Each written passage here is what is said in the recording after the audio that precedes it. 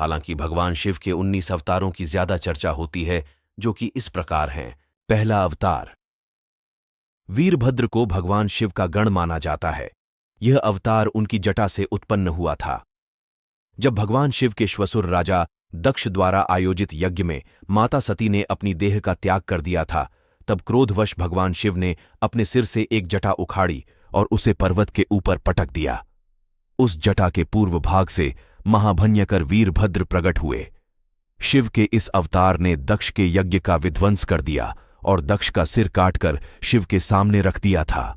बाद में भगवान शिव ने राजा दक्ष के सिर पर बकरे का सिर लगाकर उन्हें जिंदा कर दिया था। दूसरा अवतार। पिप्पलाद कथा है कि पिप्पलाद ने देवताओं से पूछा, क्या कारण है कि मेरे पिता दधीचि जन्म से पूर्व ही मुझे छोड़कर चले गए?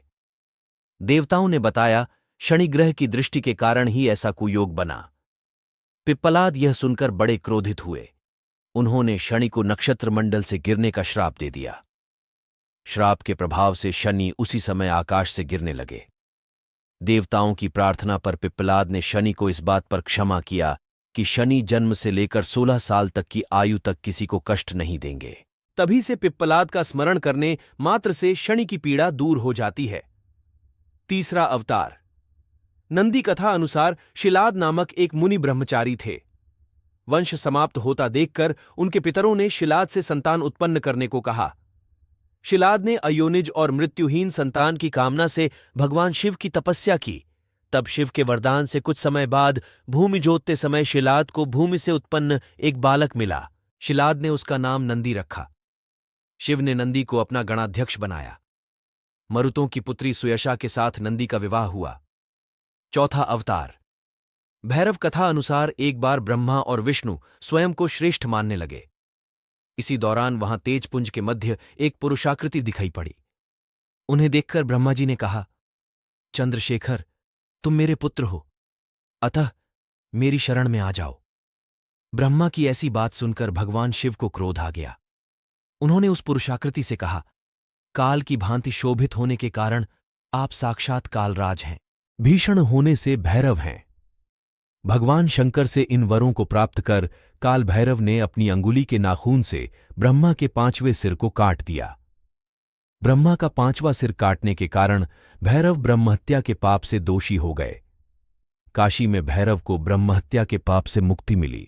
शिव महापुराण में भैरव को भगवान शंकर का पूर्ण रूप बताया गया है। 5वां अवतार। अश्वत्थामा काल, क्रोध, यम व भगवान शंकर के अंशावतार थे। महाभारत में गुरु द्रोणाचार्य के पुत्र अश्वत्थामा ही एकमात्र ऐसे योद्धा थे जो युद्ध को कौरवों के पक्ष में करने की क्षमता रखते थे, लेकिन उन्हें युद्ध के अंत में सेनापति बनाया गया था। द्रोणाचार्य ने भगवान शिव को पुत्र रूप में पाने के लिए घोर तपस्या की थी। उनकी तपस्या से प्रसन्न होकर भगवान शिव ने उन्हें वरदान दिया था कि वे उनके पुत्र के रूप में अवतीर्ण होंगे। समय आने पर सवंतिक रुद्र ने अपने अंश से द्रोण के बलशाली पुत्र अश्वत्थामा के रूप में अवतार लिया। ऐसी मान्यता है कि अश्वत्थामा अमर है तथा वह आज भी धरती पर ही निवास करते हैं। छठा अवतार। शरभावतार। भगवान शिव का छठा अवतार है शरभावतार। शरभावतार में भगवान शंकर का स्वरूप आधा मृग तथा शेष शरभ पक्षी, पुराणों में वर्णित 8 पैरों वाला जंतु जो शेर से भी शक्तिशाली था। लिंग पुराण में शिव के शरभावतार की कथा है। उसके अनुसार हिरण्यकशिपु का वध करने के लिए भगवान विष्णु ने नृसिंहावतार लिया था। हिरण्यकशिपु के वध के पश्चात भी जब भगवान नरसिंह का क्रोध शांत नहीं हुआ तो देवता शिवजी के पास पहुंचे। तब भगवान शिव ने शरभावतार लिया और वे इसी रूप में भगवान नरसिंह के पास पहुंचे तथा उनकी स्तुति की, लेकिन नरसिंह की क्रोध शांत नहीं हुई। यह देखकर शरभ रूपी भगवान शिव अपनी पूंछ में नृसिंह को लपेटकर ले उड़े। तब कहीं जाकर भगवान नृसिंह की क्रोध शांत हुई। तब उन्होंने शरभावतार से क्षमा याचना कर अति विनम्र भाव से उनकी स्तुति की। 7वां अवतार।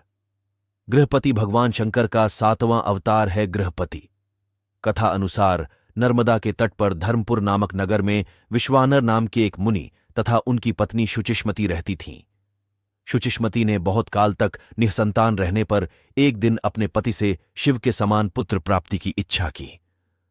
मुनि विश्वनार ने काशी जाकर भगवान शिव के वीरेश लिंग की आराधना की।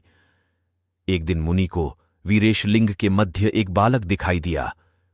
मुनि ने बाल रूपधारी शिव की पूजा की। उनकी पूजा से प्रसन्न होकर भगवान शंकर ने शुविष्मति के गर्भ से अवतार लेने का वरदान दिया। कालांतर में शुचिष्मति गर्भवती हुई और भगवान शंकर शुचिष्मति के गर्भ से पुत्र रूप में प्रकट हुए। 8वां अवतार। आर्षि दुर्वासा धर्म ग्रंथों के अनुसार सती अनुसूया के पति महर्षि अत्रि ने ब्रह्मा के निर्देशानुसार पत्नी सहित रक्षकुल पर्वत पर पुत्र कामना से घोर तप किया। उनके तप से प्रसन्न होकर ब्रह्मा, विष्णु और महेश तीनों उनके आश्रम पर आए। उन्होंने कहा, हमारे अंश से तुम्हारे 3 पुत्र होंगे जो त्रिलोकी में विख्यात तथा माता पिता का यश बढ़ाने वाले होंगे। समय आने पर ब्रह्मा जी के अंश से चंद्रमा उत्पन्न हुए। विष्णु के अंश से श्रेष्ठ संन्यास पद्धति को प्रचलित करने वाले दत्तात्रेय उत्पन्न हुए और रुद्र के अंश से मुनिवर दुर्वासा ने जन्म लिया। 9वां अवतार। हनुमान। शिव महापुराण के अनुसार देवताओं और दानवों को अमृत बांटते हुए विष्णु जी के मोहिनी रूप को देखकर लीलावश शिवजी ने कामातुर होकर अपना वीर्यपात कर दिया। सप्तर्षियों ने उस वीर्य को कुछ पत्तों में संग्रहित कर लिया। समय आने पर सप्तर्षियों ने भगवान शिव के वीर्य को वानरराज केसरी की पत्नी अंजनी के कान के माध्यम से गर्भ में स्थापित कर दिया, जिससे अत्यंत तेजस्वी एवं प्रबल पराक्रमी श्री हनुमान जी उत्पन्न हुए। 10वां अवतार। वृषभ। धर्म ग्रंथों अनुसार इस अवतार में भगवान शिव ने विष्णु पुत्रों का संहार किया था। जब भगवान विष्णु दैत्यों को मारने पाताल लोक गए तो उन्हें वहां बहुत सी चंद्रमुखी स्त्रियां दिखाई पड़ीं। विष्णु ने उनके साथ रमण करके बहुत से पुत्र उत्पन्न किए। विष्णु के इन पुत्रों ने पाताल से पृथ्वी तक बड़ा उपद्रव किया। उनसे घबराकर ब्रह्मा जी अराशी मुनियों को लेकर शिवजी के पास गए और रक्षा के लिए प्रार्थना करने लगे। तब भगवान शंकर ने वृषभ रूप धारण कर विष्णु पुत्रों का संहार किया। 11वीं अवतार। यतिनाथ कथा अनुसार अर्बुदाचल पर्वत के समीप शिव भक्त आहुका भील दंपत्ति रहते थे। एक बार भगवान शंकर यतिनाथ के वेश में उनके घर आए। उन्होंने भील दंपत्ति के घर रात व्यतीत करने की इच्छा प्रकट की। आहुका ने अपने पति को गृहस्थ की मर्यादा का स्मरण कराते हुए स्वयं धनुष बाण लेकर बाहर रात बिताने और यति को घर में विश्राम करने देने का प्रस्ताव रखा। इस तरह आहुका धनुष बाण लेकर बाहर चला गया। प्रातःकाल आहुका और यति ने देखा कि वन्य प्राणियों ने आहुक को मार डाला है। इस पर यतिनाथ बहुत दुखी हुए। तब आहुका ने उन्हें शांत करते हुए कहा कि आप शोक न करें। अतिथि सेवा में प्राण विसर्जन धर्म है और उसका पालन कर हम धन्य हुए हैं। जब आहुका अपने पति की चिताग्नि में जलने लगी तो शिवजी ने उसे दर्शन देकर अगले जन्म में पुनः अपने पति से मिलने का वरदान दिया। 12वीं अवतार। कृष्ण दर्शन इक्ष्वाकुवंशीय श्राद्धदेव की 9वीं पीढ़ी में राजा नभग का जन्म हुआ। विद्या अध्ययन को गुरुकुल गए नभग जब बहुत दिनों तक न लौटे तो उनके भाइयों ने राज्य का विभाजन आपस में कर लिया। नभग को जब यह बात ज्ञात हुई तो वह अपने पिता के पास गए। पिता ने नभग से कहा कि वह यज्ञ परायण ब्राह्मणों के मोह को दूर करते हुए उनके यज्ञ को संपन्न करके उनके धन को प्राप्त करे। तब नभग ने यज्ञ भूमि में पहुंचकर वैश्यदेव सूक्त के स्पष्ट उच्चारण द्वारा यज्ञ संपन्न कराया। अंगारिक ब्राह्मण यज्ञ अवशिष्ट धन नभग को देकर स्वर्ग को चले गए। उसी समय शिवजी कृष्ण दर्शन रूप में प्रकट होकर बोले कि यज्ञ के अवशिष्ट धन पर तो उनका अधिकार है। विवाद होने पर कृष्ण दर्शन रूपधारी शिवजी ने उसे अपने पिता से ही निर्णय कराने को कहा। नभग के पूछने पर श्राद्धदेव ने कहा, वह पुरुष शंकर भगवान है। यज्ञ में अवशिष्ट वस्तु उन्हीं की है। पिता की बातों को मानकर नभग ने शिवजी की स्तुति की। भगवान शिव ने इस अवतार में यज्ञ आदि धार्मिक कार्यों के महत्व को बताया है। 13वां अवतार। अवधूत। भगवान शंकर ने अवधूत अवतार लेकर इंद्र के अहंकार को चूर किया था। एक समय बृहस्पति और अन्य देवताओं को साथ लेकर इंद्र शंकर जी के दर्शनों के लिए कैलाश पर्वत पर गए। इंद्र की परीक्षा लेने के लिए शंकर जी ने अवधूत रूप धारण कर उनका मार्ग रोक लिया। इंद्र ने उस पुरुष से अवज्ञापूर्वक बार बार उसका परिचय पूछा तो भी वह मौन रहा। इस पर क्रुद्ध होकर इंद्र ने ज्यों ही अवधूत पर प्रहार करने के लिए वज्र छोड़ना चाहा, वैसे ही उनका हाथ स्तंभित हो गया। यह देखकर बृहस्पति ने शिवजी को पहचानकर अवधूत की बहुविधि स्तुति की, जिससे प्रसन्न होकर शिवजी ने इंद्र को क्षमा कर दिया। 14वीं अवतार। भिक्षुवर्य धर्म ग्रंथों के अनुसार विदर्भ नरेश सत्यरथ को शत्रुओं ने मार डाला। उसकी गर्भवती पत्नी ने शत्रुओं से छिपकर अपने प्राण बचाए। समय आने पर उसने एक पुत्र को जन्म दिया। रानी जब जल पीने के लिए सरोवर गई तो उसे घड़ियाल ने अपना आहार बना लिया। तब वह बालक भूख प्यास से तड़पने लगा। इसी दौरान शिवजी की प्रेरणा से एक भिखारिन वहां पहुंची। तब शिवजी ने भिक्षुक का रूप धारण कर उस भिखारिन को बालक का परिचय दिया और उसके पालन पोषण का निर्देश दिया तथा यह भी कहा कि यह बालक विदर्भ नरेश सत्यरथ का पुत्र है। यह सब कहकर भिक्षुक रूपधारी शिव ने उस भिखारिन को अपना वास्तविक रूप दिखाया। शिव के आदेश अनुसार भिखारिन ने उस बालक का पालन पोषण किया। बड़ा होकर उस बालक ने शिवजी की कृपा से अपने दुश्मनों को हराकर पुनः अपना राज्य प्राप्त किया। 15वीं अवतार। सुरेश्वर भगवान शंकर का सुरेश्वर इंद्र अवतार भक्त के प्रति उनकी प्रेम भावना को प्रदर्शित करता है। इस अवतार में भगवान शंकर ने एक छोटे से बालक उपमन्यु की भक्ति से प्रसन्न होकर उसे अपनी परम भक्ति और अमर पद का वरदान दिया। कथा कहती है कि व्याघ्रपाद का पुत्र उपमन्यु अपने मामा के घर पलता था। वह सदा दूध की इच्छा से व्याकुल रहता था। उसकी मां ने उसे अपनी अभिलाषा पूर्ण करने के लिए शिवजी की शरण में जाने को कहा। इस पर उपमन्यु वन में जाकर ऊ नमः शिवाय का जप करने लगा। भगवान शिव सुरेश्वर इंद्र का रूप धारण कर उसके समक्ष उपस्थित हुए और वे शिवजी की अनेक प्रकार से निंदा करने लगे। इस पर उपमन्यु क्रोधित होकर इंद्र को मारने के लिए खड़ा हो गया। उपमन्यु को अपने में दृढ़ शक्ति और अटल विश्वास देखकर शिवजी ने उसे अपने वास्तविक रूप के दर्शन कराए तथा क्षीर सागर के समान एक अनश्वर सागर उसे प्रदान किया। उसकी प्रार्थना पर कृपालु शिवजी ने उसे परम भक्ति का पद भी दिया। 16वीं अवतार। किरात महाभारत के अनुसार वनवास के दौरान जब अर्जुन भगवान शंकर को प्रसन्न करने के लिए तपस्या कर रहे थे, तभी दुर्योधन द्वारा भेजा हुआ मूढ़ नामक दैत्य अर्जुन को मारने के लिए सूअर का रूप धारण कर वहां पहुंचा। अर्जुन ने सूअर पर अपने बाण से प्रहार किया।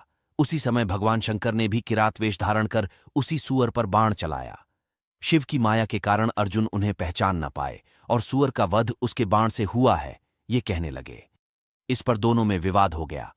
अर्जुन ने किरात वेशधारी शिव से युद्ध किया। देख भगवान शिव प्रसन्न हो गए और अपने वास्तविक स्वरूप में आकर अर्जुन को कौरवों पर विजय का आशीर्वाद दिया। 17वीं अवतार। ब्रह्मचारी दक्ष के यज्ञ में प्राण त्यागने के बाद जब सती ने हिमालय के घर जन्म लिया तो शिवजी को पति रूप में पाने के लिए घोर तप किया। पार्वती की परीक्षा लेने के लिए शिवजी ब्रह्मचारी का वेश धारण कर उनके पास पहुंचे। पार्वती ने ब्रह्मचारी को देख उनकी विधिवत पूजा की। जब ब्रह्मचारी ने पार्वती से उसके तप का उद्देश्य पूछा और जानने पर शिव की निंदा करने लगे तथा उन्हें श्मशानवासी व कापालिक भी कहा। ये सुन पार्वती को बहुत क्रोध हुआ। पार्वती की भक्ति व प्रेम को देखकर शिव ने उन्हें अपना वास्तविक स्वरूप दिखाया। यह देख पार्वती अति प्रसन्न हुई। 18वीं अवतार। सुनट नर्तक पार्वती के पिता हिमाचल से उनकी पुत्री का हाथ मांगने के लिए शिवजी ने सुनट नर्तक वेश धारण किया था। हाथ में डमरू लेकर शिवजी नट के रूप में हिमाचल के घर पहुंचे और नृत्य करने लगे। नटराज शिवजी ने इतना सुंदर और मनोहर नृत्य किया कि सभी प्रसन्न हो गए। जब हिमाचल ने नटराज को भिक्षा मांगने को कहा तो नटराज शिव ने भिक्षा में पार्वती को मांग लिया। इस पर हिमाचल राज अति क्रोधित हुए। कुछ देर बाद नटराज वेशधारी शिवजी पार्वती को अपना रूप दिखाकर स्वयं चले गए। उनके जाने पर मैना और हिमाचल को दिव्य ज्ञान हुआ और उन्होंने पार्वती को शिवजी को देने का निश्चय किया। 19वीं अवतार। यक्ष अवतार शिवजी ने देवताओं के अनुचित और मिथ्या अभिमान को दूर करने के लिए धारण किया था। देवता और असुरों द्वारा किए गए समुद्र मंथन के दौरान जब भयंकर विष निकला तो भगवान शंकर ने उस विष को ग्रहण कर अपने कंठ में रोक लिया। इसके बाद अमृत कलश निकला।